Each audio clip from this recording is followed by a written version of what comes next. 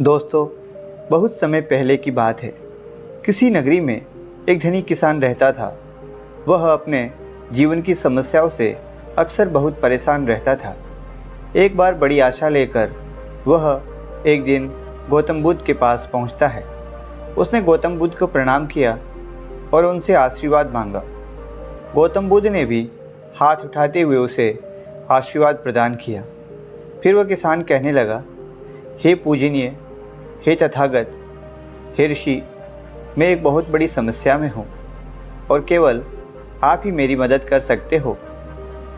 महात्मा बुद्ध शांत भाव से उसकी बातें सुनने लगे। वह किसान अपनी सारी समस्याएं सुनाने लगा। उसने कहा, मेरा एक बेकार बेटा है जो उसे बहुत परेशान करता है। वह उसकी बात नहीं मानता है, उसे पर्याप्त सम्मान भी नहीं देता है। और तो और मेरी पत्नी भी उस नालायक बेटे का साथ देती है। हे प्रभु, कुछ ऐसा करो कि उनका दिमाग बदल जाए, उन्हें पता चले मैं उनके लिए कितनी परेशानियों का सामना करता हूँ। बुद्ध ने कहा, लेकिन मैं आपकी इस समस्या का कोई समाधान नहीं कर सकता हूँ। इसके बाद बुद्ध ने अपनी आंखें बंद कर ली और ध्यान की अवस्था में चले जाते हैं। फिर भी किसान चुप नहीं हुआ। वह कहने लगा, मैं अपने पड़ोसियों से भी बहुत परेशान हो गया हूँ। वे लोग मेरे बारे में उल्टी सीधी बातें करते रहते हैं। मेरे बारे में तरह तरह की अफवाहें भी फैलाते रहते हैं। इस पर भी बुद्ध ने कोई जवाब नहीं दिया। लेकिन किसान को अपनी समस्याओं का हल चाहिए था। उसने एक और समस्या को सुनाना प्रारंभ किया।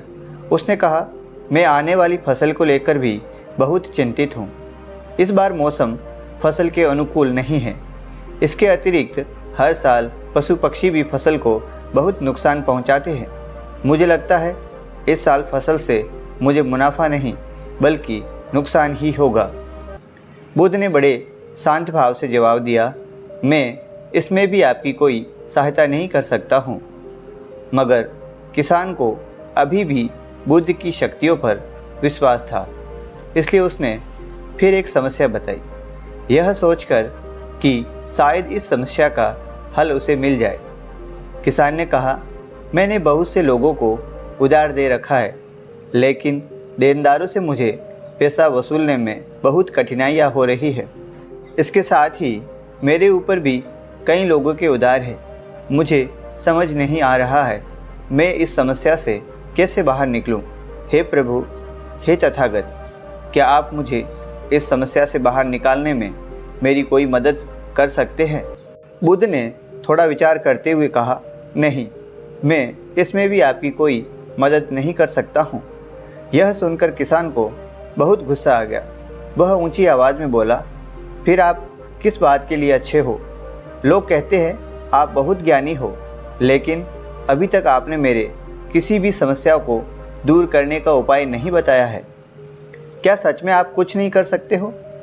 मैं अपने जीवन से बहुत थक गया हूँ। बुद्ध ने कहा, देखिए, वास्तव में हर किसी के जीवन में समस्याएं होती है, बल्कि हम सभी के जीवन में 83 प्रकार की समस्याएं होती है। आप उसके बारे में कुछ नहीं कर सकते हैं। आप किसी तरह एक का समाधान करोगे तो उसकी जगह कोई दूसरी आ जाएगी। आपको समझना चाहिए, बहुत कुछ है जो आपके नियंत्रण में नहीं है, जैसे लोग, मृत्यु, मौसम।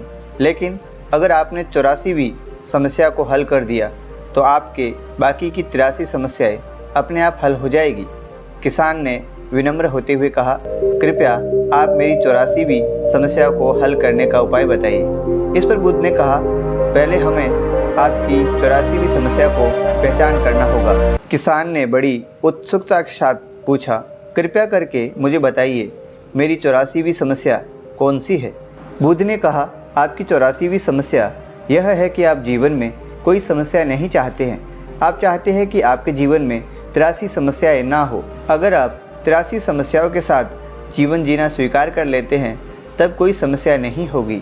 यही खुशहाल जीवन जीने का मूल मंत्र है। गौतम बुद्ध की बातों को सुनकर किसान समझ गया, जीवन कभी वैसा नहीं होगा जैसा हम चाहते हैं। कठिनाइयाँ होती है, उनसे दूर करने के उपाय हमें स्वयं ढूंढने पड़ते हैं, क्योंकि बगैर कठिनाइयों का कोई जीवन होता ही नहीं। इसलिए हमें अपनी समस्याओं के पीछे उन समस्याओं को दूर करने का प्रयत्न करना चाहिए, न कि उनके बारे में चिंतित होना चाहिए। दोस्तों, कैसी लगी आपको ये कहानी?